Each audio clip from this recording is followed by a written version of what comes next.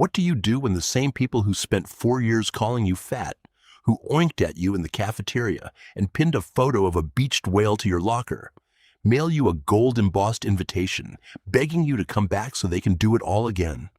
Me, I walked into that reunion on the arm of the most feared man in Meridian City, and for one full breath, the entire ballroom of the Carlisle Grand forgot how to speak.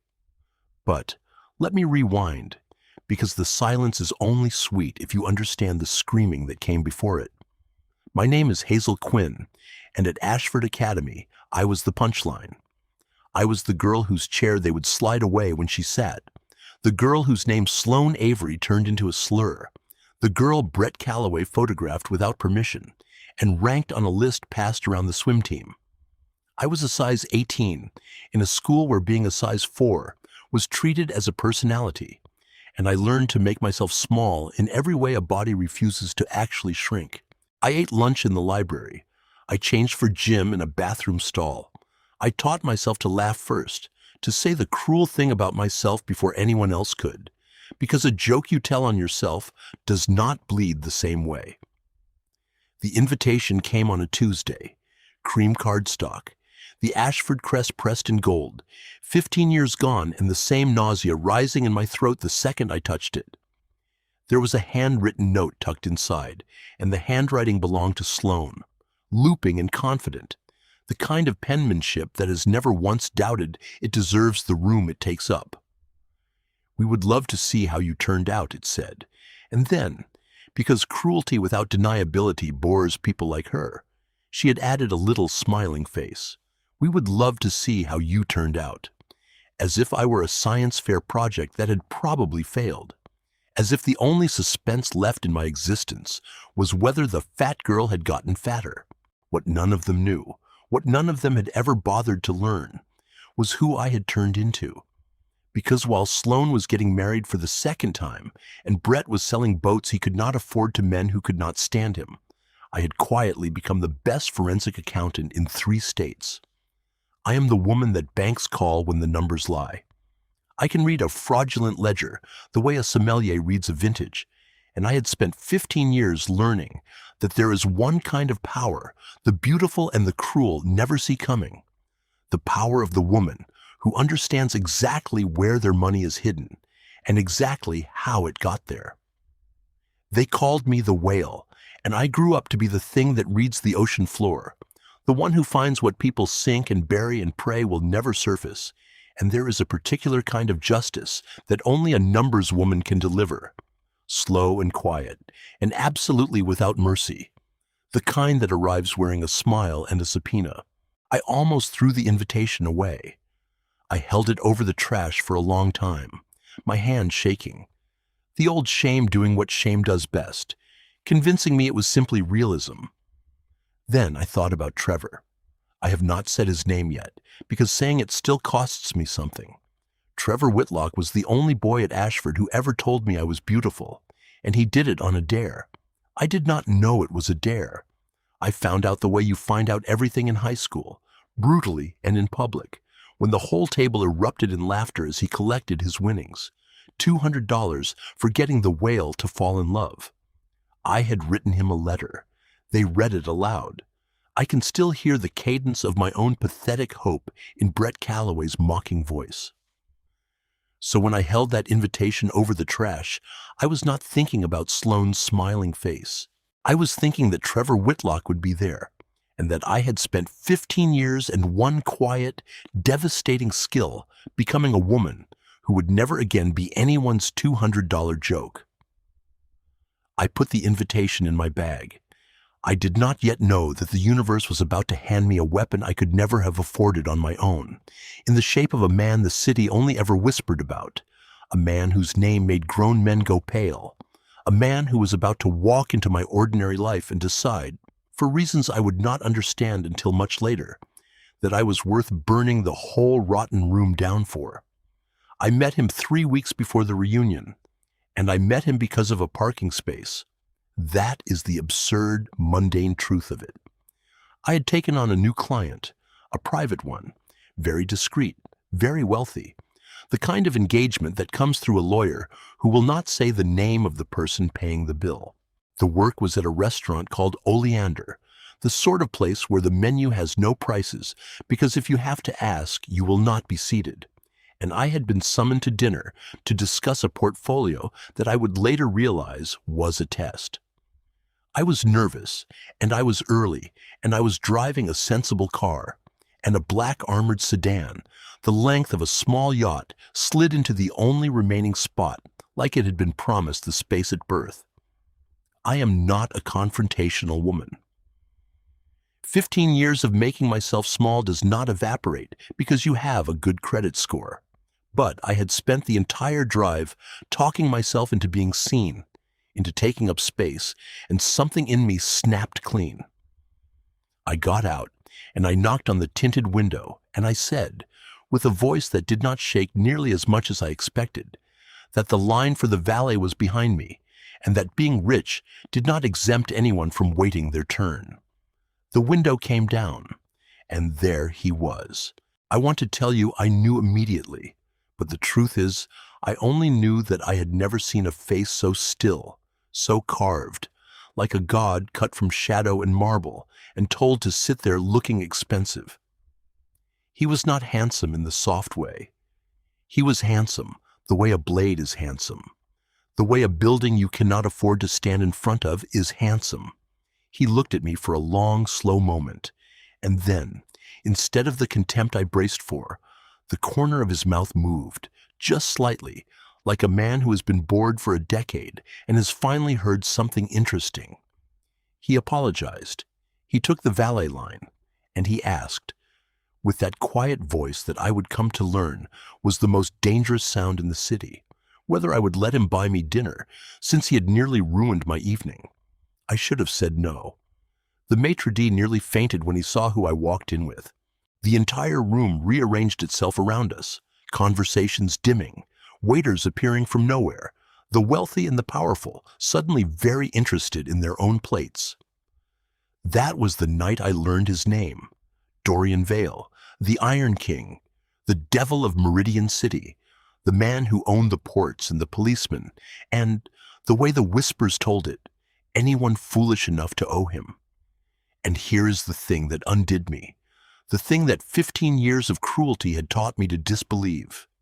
He did not flinch at my body. He did not perform tolerance, did not offer the careful, pitying kindness I had learned to recognize and despise. When the waiter recited the desserts and I instinctively waved them away, the old reflex, the woman policing herself before anyone else could, Dorian Vale set down his glass and said quietly that I would order whatever I wanted, and that any man who had ever made me ashamed to eat in front of him had told me everything I needed to know about how small he was. He called me Regina, Queen. He said it the way other men say a name, like a fact. Over the weeks that followed, between the discreet client work that I realized he had orchestrated to keep me near him, he learned my whole ugly history, drawn out of me piece by piece in low-lit rooms, and I watched something cold and patient gather behind his eyes. When I finally told him about the reunion, about Sloane's smiling face and Trevor's $200, he was silent for a long time. Then he asked me one question.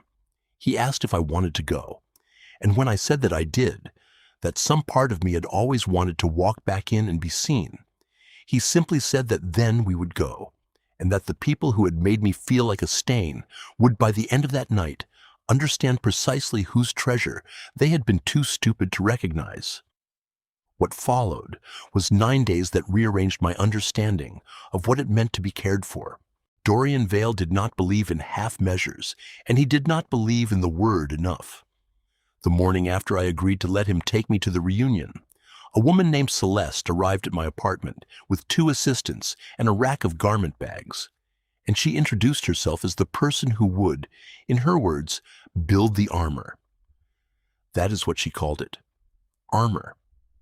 She walked around me slowly, not the appraising circle I had endured my whole life, the one that catalogues flaws, but the circle of an architect studying a building she admires. She told me that most designers dress a body to hide it, and that she had been instructed to do the opposite, to dress a body that was finally going to be adored in public, and that this would require a gown built from nothing, fitted to me alone over many days. I cried. I'm not ashamed to say it. I had spent my entire life being measured by people who wanted the number to be smaller, and here was a woman measuring me as though the number were simply the dimensions of something worth making beautiful. The gown took 6 fittings. It was a deep blood-dark crimson, the color of a thing that does not apologize, structured silk that did not strain to contain me, but seemed instead to celebrate every curve. A neckline that made my shoulders look like they had been designed by someone who loved them. There were jewels, real ones, a river of cold fire from a house whose name I had only ever seen behind glass, fastened at my throat by Dorian himself one evening, his fingers warm against the back of my neck, his voice in my ear telling me that the stones were beautiful, but that they were borrowing their light from me and not the other way around. There were the long days at the hands of a glam team who treated my face like a canvas and not a problem to be corrected. But the transformation that mattered was not the gown or the diamonds or the way my hair finally fell, like something out of the magazines I used to hide in my room. The transformation that mattered happened in a mirror on the 8th night, when I stood in the finished gown for the first time, and a woman I did not recognize looked back at me. And I realized, with a shock that knocked the breath out of me, that I had stopped sucking in my stomach. I was just standing there, taking up exactly as much space as I take up. And I looked, for the first time in my life, like a queen. Dorian watched me see it. He stood behind me in the reflection, in his black dinner jacket, the devil himself, and he did not tell me I looked thin, because that would have been a small word from a small man. He told me I looked dangerous. He told me that the people at that reunion had built their entire sense of themselves on the idea that I was less than them, and that I was about to walk into their little ballroom and remove the floor from under that idea forever. And then he told me something else, something quiet, while his man Silas waited by the door with the car keys, something that turned the whole night from revenge into something colder and far more complete. He told me that he had not spent the last 3 weeks only learning the names of the people who had hurt me. He had spent it learning their finances, and that a man like Trevor Whitlock, who had inherited his father's investment firm and spent a decade looting it to fund a life he could not otherwise afford, had left a trail in the numbers, and that there was no one alive better at reading those numbers than the woman standing in front of him in a crimson gown. He had not built me a revenge. He had handed me the evidence and let me build my own. The Carlisle Grand has a ballroom with doors that are nearly 15 feet tall, brass and dark wood, the kind of doors built to make a person feel like an event. I had been to the Carlisle once before, at 16, for a school formal, and I had spent that entire evening sitting against the wall in a dress my mother had altered 3 times, watching Sloane Avery be crowned and Trevor Whitlock dance with everyone but me. So there was a particular justice in the fact that 15 years later the doors of that same building opened for me, and the noise on the other side of them did not just dim, it died. I have replayed that moment 1,000 times, the way you replay the single perfect second of your life. The doorman pulled the great doors wide, and Dorian Vale and I stepped through them together, his hand at the small of my back, and the ballroom of Ashford Academy's 15-year reunion simply stopped. A waiter froze with a tray of champagne. A woman near the front actually gasped, audibly, the sound carrying in the sudden hush. I watched recognition move across the room like a wave, watched it hit the people who had known me, watched their faces perform the impossible arithmetic of the fat girl from the library, standing in the doorway, in a gown worth more than their cars, on the arm of a man whose face they knew from the news, the man the anchors called the most dangerous in the city. Time stopped. I am not being poetic. For one full breath, 300 people who had built an entire mythology around my smallness saw me take up the entire room, and not one of them could find a single word. And then I saw her, Sloane Avery, near the center, in a dress that was trying very hard. Her champagne flute halfway to her lips, her smile sliding off her face like wet paint. And beside her, the swim team gone soft and balding, Brett Calloway, who had photographed me without consent and ranked me, his mouth slightly open. And behind them, turning slowly, a glass of bourbon in his hand and the wedding ring on his finger catching the light, Trevor Whitlock. Trevor, who had told me I was beautiful for $200.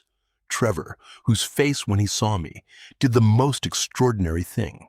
It crumpled, not with guilt, not at first, with something far more satisfying, with the dawning, reluctant, undeniable recognition that the joke he had built his cruelty around had become the most magnetic woman in the room. Dorian leaned down, his lips at my ear, and said, loud enough only for me, that I should remember to breathe, that I had already won, that everything from here was simply a matter of letting them understand the shape of it. We walked in. We did not walk to the edges, to the safe, quiet tables by the wall where I had spent my adolescence. Silas had arranged things, the way Silas arranged everything, and there was a table at the very center of the room. The best table, the one Sloane had no doubt reserved for her own court, and that was where Dorian guided me. And that was where I sat, in the center of the room I had once tried to disappear from, while a man whose name made the city flinch pulled out my chair as though I were the only person who had ever mattered.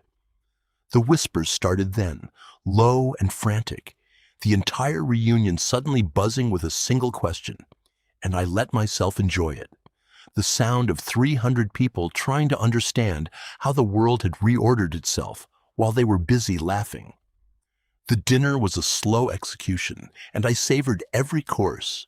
There is a particular cruelty that thin people learn to perform around fat women at dinner, a surveillance disguised as concern, the raised eyebrow, the pointed comment, the way they watch what you put in your mouth as though your appetite is a public matter. I had endured it my whole life, so I want you to understand the precise surgical pleasure of what I did at that table. When the waiter came, I ordered everything. I ordered the rich first course and the heavy main, and I told him clearly that I would absolutely be having dessert. And I watched Sloane Avery, who had drifted over to our table like a moth to the thing that was about to immolate her, watched her open her mouth to say something about how brave I was, and then close it again when Dorian Vale turned his still terrible attention on her and asked, with perfect politeness, whether she had something she wished to say to his queen. Regina. He said it like a blade laid on the table between them. Sloane retreated. I ate. I ate with joy, with unapologetic pleasure, in front of every person who had ever made me ashamed to be hungry, and it was the most decadent thing I have ever done. I caught more than one of the old crowd staring, not at the gown now, not at the diamonds, but at the simple, impossible sight of a fat woman eating a dessert in public with her spine straight and her chin up and a smile on her face, and I understood that I was teaching them something they had spent their whole lives refusing to learn, that my joy had never required their permission, and that the only reason it had ever seemed brave was that they had worked so hard to make it feel forbidden. They came to the table in waves, the old aristocracy of Ashford, drawn by the gravity of Dorian's name and unable to reconcile it with my face. Brett Calloway approached with a swagger that lasted exactly until Dorian asked him, mildly, whether he was the Brett who used to take photographs of the girls without asking, because that was a name that had come up, and Brett went the color of old paper and remembered somewhere else to be. One by one, the architects of my humiliation discovered that the foundation had moved. And through all of it, I felt Dorian beside me, not performing, not pretending, simply present, his hand finding mine under the table, his thumb moving slowly across my knuckles, an anchor in the storm I had spent 15 years dreading and was now impossibly conducting. But it was Trevor I was waiting for, and Trevor took his time, because cowards always do. He waited until Dorian was drawn briefly away by Silas, some low urgent word, and then he slid into the empty chair beside me, with a charm so practiced it made my skin crawl. He told me I looked incredible. He said it with wonder, with regret, with the particular nerve of a man who assumes that the woman he wronged has spent the intervening years waiting for his approval. He told me he had thought about me. He told me that his marriage was not what he had hoped, that Sloane, yes, Sloane, he had married Sloane. The two of them deserved each other, and they both knew it, that it had been a mistake, that the smartest, kindest girl he had ever known had been right there, and he had been too young and too stupid to see her. He put his hand on my arm. He asked if there was any chance at all, that we could talk, really talk, away from all this, because seeing me had reminded him of something he had lost. And 15 years of the girl in the library braced for the old hope to rise. It did not come. I looked at his hand on my arm, and then I looked at his face, and I felt nothing. Not anger, not even the cold satisfaction I had imagined. I felt the clean, vast nothing of a woman who has finally stopped waiting for a verdict from a judge she no longer respects.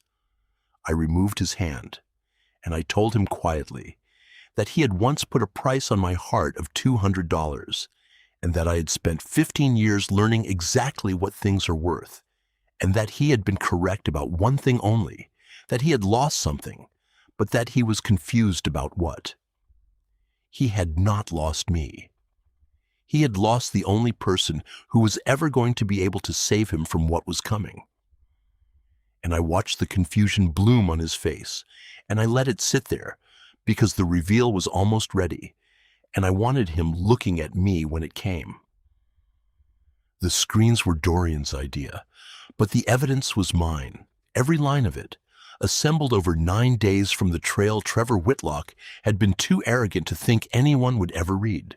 At 10 o'clock, the Carlisle's grand projection screens, the ones that had been showing soft, nostalgic photographs of our graduating class all evening, the ones that had flashed cruelly an old cafeteria photo of a younger, heavier me that someone had thought was a funny inclusion, went dark for a moment and then filled with something else. Numbers. Whitlock Capital Partners, the firm Trevor had inherited from his father and presented to the world as a pillar of respectability, laid open like a body on a table. I had built it to be understood by anyone. That was the cruelty of it. No jargon, no hiding, just the plain devastating arithmetic of a man who had stolen from the retirement accounts of his own clients, school teachers and widows, and the parents of people sitting in that very room, to pay for the boats and the house in the hills and the lifestyle that let him sneer at a woman he had once humiliated for sport. I stood up. I did not need a microphone. The room had gone silent enough to hear a pin drop, but Silas handed me one anyway, and I stood in the center of the room I had once tried to vanish from, in my crimson armor, and I explained it to them. I told them, in the calm, clear voice of the best forensic accountant in 3 states, exactly what they were looking at. I named the funds. I named the victims, some of whom were in that room, and I watched their faces change from confusion to comprehension to fury. I explained how it was done, and how long it had gone on, and how much was gone. And then I told them the last thing, the thing that turned the room against him completely, that the authorities had received the same file I was showing them at precisely 9 o'clock that evening, which was, I noted, looking at the slim watch on my wrist, just over an hour ago. The ballroom doors opened a second time that night, not for a queen, for 3 federal agents and 2 detectives who had been waiting, on a tip from a man whose tips are never ignored, for the signal to come in. Trevor Whitlock stood frozen at the center of the people he had robbed while they realized all at once what he had taken from them, and the sound that rose from that room was not laughter. For the first time in my memory of that place, the laughter was not aimed at me. They led him out past the table where I sat. Sloane did not go with him. Sloane, in her trying too hard dress, had already done the math that women like her always do, and she was edging toward the exit, away from the husband whose name was now radioactive, and I caught her eye as she passed, and I said the only thing I had saved for her, that she had spent 4 years teaching me that I was worth nothing, and that I had grown up to learn the price of everything, and that this, all of this, was simply me showing my work. Dorian rose beside me. He did not gloat. He had no need to. He simply took my hand and raised it to his lips in front of the entire stunned reunion, and he said, in that quiet voice that carried to every corner of the room, that they had spent 4 years and one reunion misunderstanding the woman in front of them, and that he would spend the rest of his life making certain she was never again in a room where she was not the most important person in it. And then he called me Regina one last time, for all of them to hear, and he kissed me, slow and certain and adoring. A kiss that answered 15 years of a question I had been too afraid to ask. And the girl who had once eaten lunch alone in the library kissed the devil of Meridian City back in the center of the Carlisle Grand, while the people who had made her small watched the world rearrange itself around her worth. We left through the great brass doors, and they opened for us the way they had opened when we arrived. And this time, the silence behind me was a different silence. The silence of 300 people who would tell this story for the rest of their lives and never once get to be the hero of it. Outside, the night was cool and the car was waiting, and Silas held the door. And Dorian Vale settled beside me and looked at me the way he had looked at me in the mirror on the 8th night, like I was something rare that the world had been too foolish to value, and he asked me if I was all right. I told him I was more than all right. I told him that for 15 years I had imagined that walking back into that room and being seen would feel like winning, and that it had felt like something better, like waking up. The girl who had written a love letter and had it read aloud for sport was gone. Not because a powerful man had rescued her, but because she had finally been handed the one thing she had never had, a room that could not look away. And she had used it to show them all exactly who she had always been underneath the cruelty they piled on her.